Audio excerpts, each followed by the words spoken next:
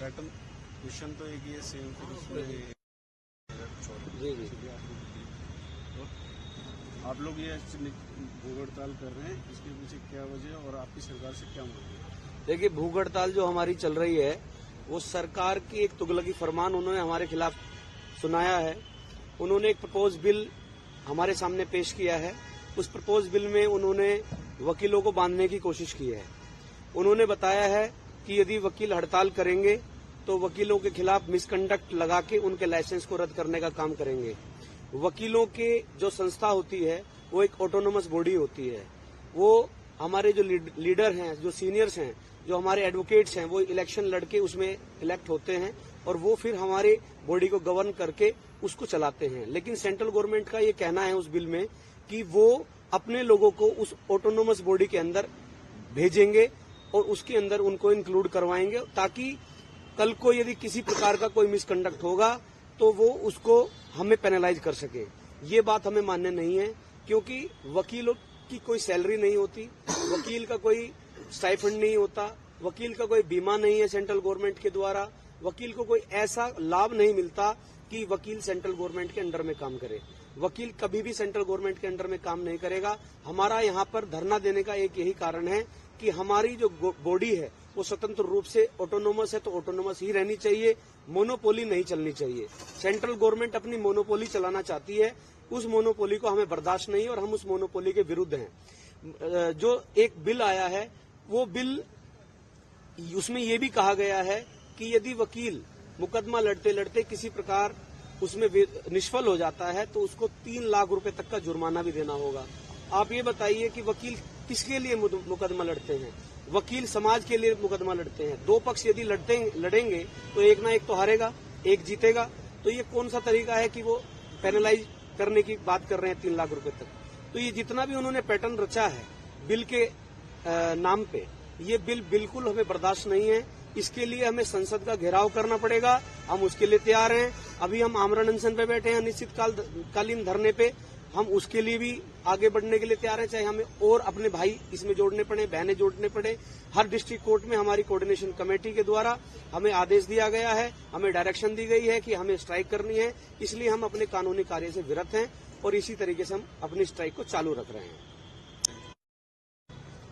एक हमारा democratic right है कि अगर प्रशासन या हायर अथॉरिटीज या गवर्नमेंट एजेंसीज हमारी बात नहीं सुनती हैं तो पीसफुल तरीके से हम एक डेमोन्स्ट्रेशन कर सकते हैं, हम हड़ताल कर सकते हैं। हमारे उस राइट को भी ये खत्म कर रहे हैं इस बिल से, जो हमें बिल्कुल मंजूर नहीं है, और उस प्रपोज बिल का जवाब हम हड़ताल करके ही दे रहे हैं। आपका नाम सर? मोहम्मद राशिद, क्या जो दिल्ली बार एसोसिएशन से। मेरा इसमें ये कहना है कि लंबे समय से हम सब वकीलों की मांग रही है, वो थी वकील सुरक्षा कानून लाने। और अगर आप देखेंगे तो हमारे 2 जो मौजू हैं, अगर पीछे आप देखें तो पहला तो हमारा मौजू यही है कि एडवोकेट अमेंडमेंट बिल 2025 जो आया है उसको सरकार वापसी ले, और दूसरा वकील सुरक्षा कानून लाए। इसी मुद्दे पे मैं आपसे ये बात कहना चाहूंगा कि आए दिन वकीलों पर घटना होती है, सरकार को उससे कोई मतलब नहीं है कि जो वकीलों पे क्राइम हो रहा है, उससे कोई मतलब नहीं है। लंबे समय से हम मांग कर रहे हैं, हमारे संगठन मांग कर रहे हैं, उससे कोई मतलब नहीं है। लाती है तो क्या लाती है? आपका वकील अधिनियम 2025, जिसकी कोई जरूरत नहीं थी, कहीं से कहीं तक जरूरत नहीं थी। और ये बिल इतना ज्यादा जो है खराब बनाया गया है, और साथ साथ हमारे जो देश का जो कॉन्स्टिट्यूशन है, जिससे देश चलता है, उसके बेसिक स्ट्रक्चर को भी वॉयलेट करता है। अब ये बेसिक स्ट्रक्चर को कैसे वॉयलेट कर रहा है? जैसे हमारे दीपक सर ने बताया कि हमारा राइट टू असेंबल जो राइट है वो वॉयलेट कर रहा है। कॉन्स्टिट्यूशन में आर्टिकल 19(1) है, उसमें 1A में freedom of speech and expression है, और राइट टू असेंबल है 19(1)B के अंदर में, पीसफुली विदाउट आर्म्स। और हम वकील कभी आर्म्स लेके नहीं खड़े होते, हम वकील हमेशा कलम लेके पीसफुली खड़े होते हैं। और आज भी अगर आप देखेंगे, महिलाएं भी हैं और हमारे साथी भी हैं, वो सब पीसफुली खड़े हुए। यही हमारा राइट टू डिमॉन्स्ट्रेशन का राइट है। और जो राइट गवर्नमेंट हमारा कर्व करना चाहती है, क्यों कर्व करना चाहती है? क्योंकि उसे एग्जीक्यूटिव मशीनरी से जो है हमारा दमन करना है। हमारा ही दमन नहीं करना, समाज के अन्य वर्गों का भी दमन करना है। और अगर वो दमन करेंगे तो कौन खड़ा होगा उनके लिए वकील खड़ा होगा। आज भी अगर एडमिनिस्ट्रेटिव लेवल पे अगर हमारे अगेंस्ट में कोई काम होगा तो सरकार क्या चाहती है हमसे, हम भी जो है लिटिगेंट की तरह पे जो है केस लड़े सरकार के खिलाफ में। 5-5 साल हम लोग जो है धक्के खाएं, जहाँ जुडिशियल सिस्टम में इतनी कमियां हैं कि एक लिटिगेंट जो है 5-5, 10-10 साल से लड़ रहा है। तो आप चाह रहे हो कि हमारे पास में कोई रेड्रेसल मैकेनिज्म तो है नहीं, तो आप चाह रहे हो कि हम भी लिटिगेंट की तरह पे जो है कोर्ट में 5 साल केस करें।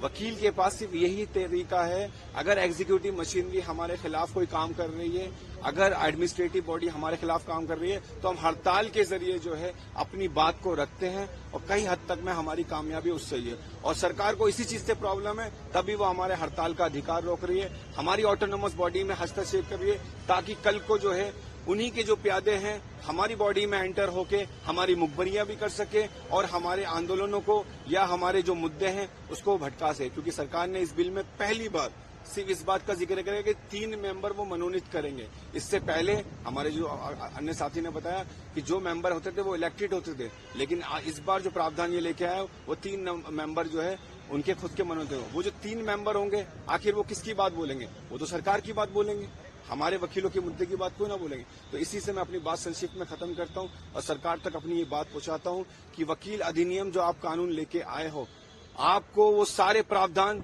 जो वकीलों के हितों के खिलाफ है वो सरासर आपको जो है वापस लेना होगा। नहीं तो ये धरना 30,000 से होते हुए अन्य डिस्ट्रिक्ट कोर्टों में पहुंच चुका है और साथ साथ जो है भारत के प्रत्येक कोर्टों में लगातार फैल रहा है। वेस्ट बंगाल, सोनीपत, यूपी का, हरियाणा का, ऑलमोस्ट हर बार एसोसिएशन का हमारी तरफ फेवर आ चुका है। और देश का वकील चुप नहीं रहने वाला, देश का वकील सड़कों तक भी जाएगा और जरूरत पड़ी तो पार्लियामेंट का भी घेराव होगा। ठीक है।